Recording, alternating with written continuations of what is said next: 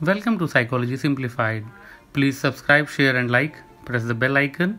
You too can spread happiness. Today we are going to discuss about personality disorder. We will learn what is personality disorder, what are its reasons, and how we can eradicate it. Now comes the term personality. It means the pattern of feelings, thoughts, and behavior that makes each of us the individuals that we are. These affect the way we think, feel, and behave towards ourselves and others. Basically, personality disorders are type of mental health problem where beliefs, attitude, and behavior causes problems in life. Now let us see what are the signs of personality disorder on the basis of which a mental health expert diagnoses like which type of personality disorder is having in an individual.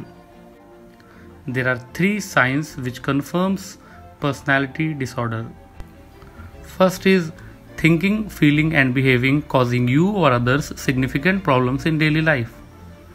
The second sign of personality disorder is the way of thinking, feeling, and behaving is causing problems across different aspects of life. So in the combination of the previous two signs, third one is if these problems continue for a long time, then all these 3 points contributes for diagnosing a type of personality disorder. Now let us see what are the types of personality disorder. So there is total 3 categories in which total 10 types of personality disorder occurs. The 3 categories are namely, first one is suspicious, Sandehjanak, second one is emotional and impulsive category, and third one is obsessive compulsive. The first category is suspicious, in which there are total 4 types of personality disorder like paranoid, schizoid, schizotypal, and antisocial. We will discuss one by one each. Paranoid personality disorder. This type of disorder basically having characteristic, it is very hard to confide in people, difficult to trust people, looking for signs of betrayal or hostility, anticipating threats and danger into everyday situations. Schizoid personality disorder also comes under suspicious category. In this type, the people used to find uninterested in forming close relationships, prefer to be alone with own thoughts, get little pleasure from life, have little interest in sex or intimacy, emotionally cold toward others. Schizotypal personality disorder is the third one, difficult to make close relationships, thinking and expressing using unusual words or phrases, belief in reading mind of others, feel like having special powers like sixth sense, feels very anxious and paranoid in social situations. The last type in suspicious category is antisocial personality disorder APSD. These type of people put self in danger or risky situations, behave dangerously, illegally, they are getting bored easily, act on impulses, hasty, aggressive, fights easily, no sense of guilt after a crime, have a criminal record.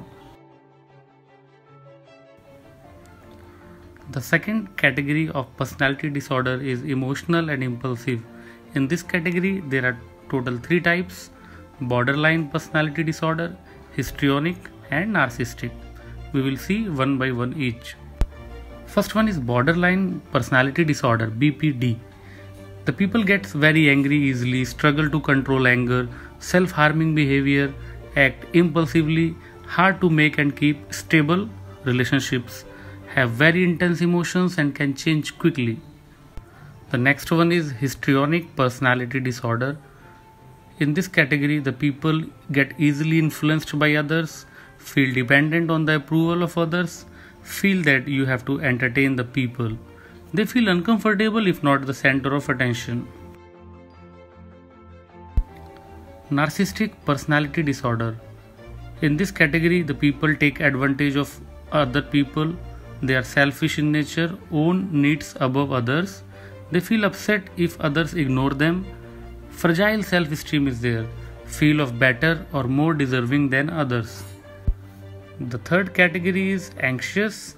In the anxious category, there are total 3 types of personality disorder.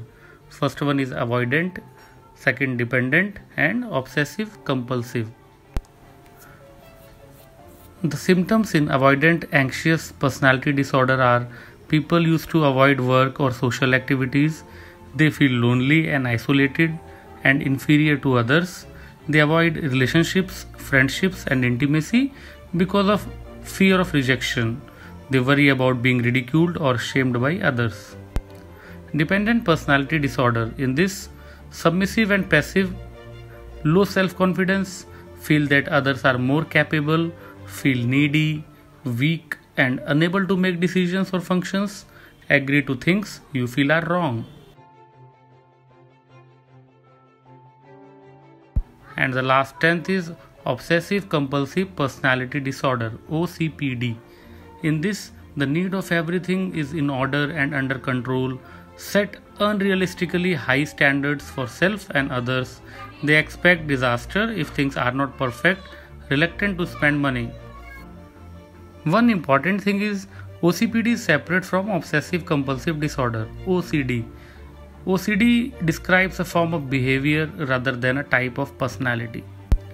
Now we will focus on causes of personality disorder. So first one is environment.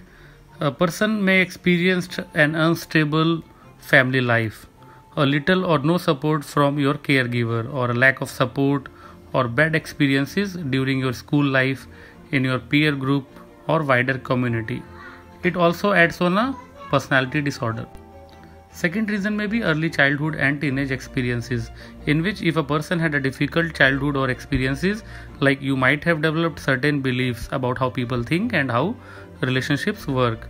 You might have developed certain strategies for coping which are not helpful in your adult life. It may also be a probable reason for developing a personality disorder. Third one may be genetic factors. Some elements of our personality are inherited.